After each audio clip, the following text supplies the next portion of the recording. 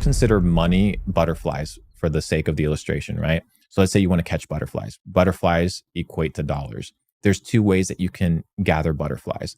The first way is build a net, right? Build a massive net. It doesn't matter how optimized the net is. It doesn't matter how sophisticated it is. You always have to swing in order to catch butterflies. That's most people hustling, right? They have to clock in, they have to post, they have to sell a promo in order for them to make money, in order for them to catch butterflies. That is not efficient. That is hustling. Why? And that's where most people start. But you need to develop a second skill set, which is how to attract butterflies. How do you attract butterflies? By building a garden. Now, it might sound like a foo-foo concept, but if you build a garden, that means you need to build an ecosystem. You're building an ecosystem. Now your goal is to figure out how to make it all congruent and how to make sure people buy into that ecosystem and they don't leave to other gardens. You look at Amazon, that's a fucking garden, bro. That's a self-sustaining garden. They run, it's not just the Amazon platform. They run a plethora of platforms. Amazon AWS, IMDb, they have the Amazon Prime, ebooks. It's an ecosystem of what? Attracting money. So the concept of going from hustle to boss is, instead of working in your business and catching the butterflies, once you have enough, is working on your business, which is kind of what I've been mastering, which is how to build and scale digital businesses. And at the age of 16, I was tired, just saturated with this bullshit of working a job, following the career path that you were meant to follow. Because I realized one thing, bro. I realized all these people that are giving me advice, do I want to live the life that they live? And when the answer was no, then I wouldn't listen to them.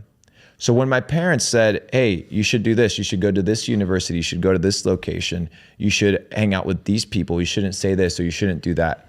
And then I evaluated the outcome of their life. As much as I love them, I was like, well, I don't want the life that my parents have. I want a different life. Therefore, I have to achieve different things and I have to input different results.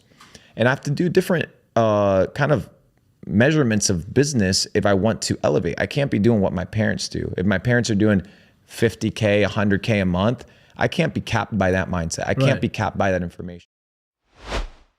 You need to know what money is, right? What is money? Right now, pause the video. What is money? Define it.